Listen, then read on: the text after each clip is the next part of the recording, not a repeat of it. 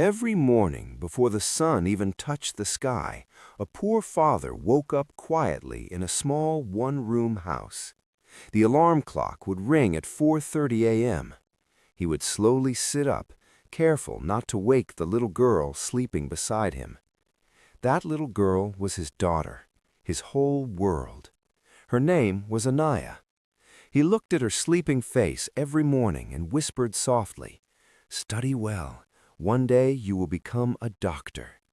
Then he quietly left for work. In the morning, he cleaned office buildings, large glass offices, shiny floors, expensive chairs. He wiped tables where rich people sat and made big decisions. But while cleaning, he often imagined something. One day, his daughter sitting in an office like this, but not as a cleaner, as a doctor. By afternoon, the sun was hot and the roads were crowded. The father rode his old rusty bicycle across the city. On the back of the bicycle were food delivery bags, street after street, building after building. Sweat ran down his face, but he kept pedaling. Sometimes his legs hurt, sometimes he felt dizzy from hunger. But whenever he felt tired, he remembered Anaya's words. "Papa, one day I will become a doctor and help people." And suddenly, he found the strength to keep going. At night, when the city started to sleep, his third job began. He worked as a security guard outside a large building, standing under a dim yellow light, holding a wooden stick, watching empty streets. Some nights were cold, some nights were silent, and many nights he slept only 2 hours. But he never complained. People around him often asked, "Why do you work so hard at this age? 3 jobs every day. Aren't you tired?" The father would simply smile, a quiet, proud smile, and say only one sentence, "Because my daughter has a dream. She wants to become a doctor." Life was not easy. Some days he skipped meals.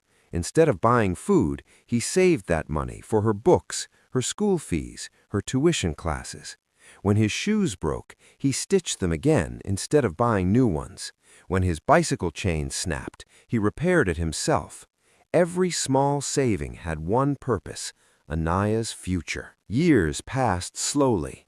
Anaya studied late into the night. Her father often watched her from the corner of the room.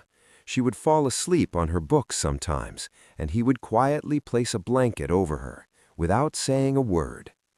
Finally, the day arrived, the day he had been waiting for many years, a medical college graduation ceremony. Hundreds of people filled the large auditorium, proud families, expensive clothes, cameras flashing everywhere. In the last row of the crowd sat a quiet man, wearing old clothes. His hands were rough and tired from years of work. It was Anaya's father. He looked a little nervous, a little out of place, but his eyes were full of pride. Then the announcer spoke loudly, "Next, Dr. Anaya Sharma." The father suddenly sat up straight. His heart started beating fast.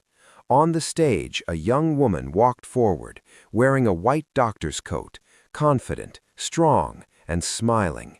It was his little girl, the same girl who once studied under a small lamp, now standing as a doctor. Before taking her degree, Anaya stopped. She looked out at the huge crowd. Then she spoke into the microphone. Her voice trembled slightly. "This degree is not mine." The entire hall became silent. She continued, "It belongs to the man who sacrificed his whole life for me." People started looking around, confused.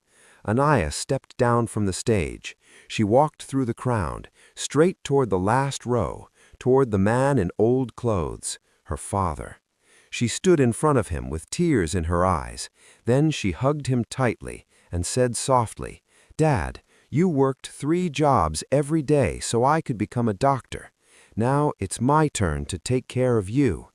The father couldn't say anything. Tears rolled down his tired face. For the first time in many years, he allowed himself to cry, because all the sleepless nights, all the hunger, all the hard work had finally turned into this moment. Sometimes the strongest heroes don't wear capes. They don't appear in movies. They don't ask for attention. Sometimes the strongest heroes in the world are simply called Dad.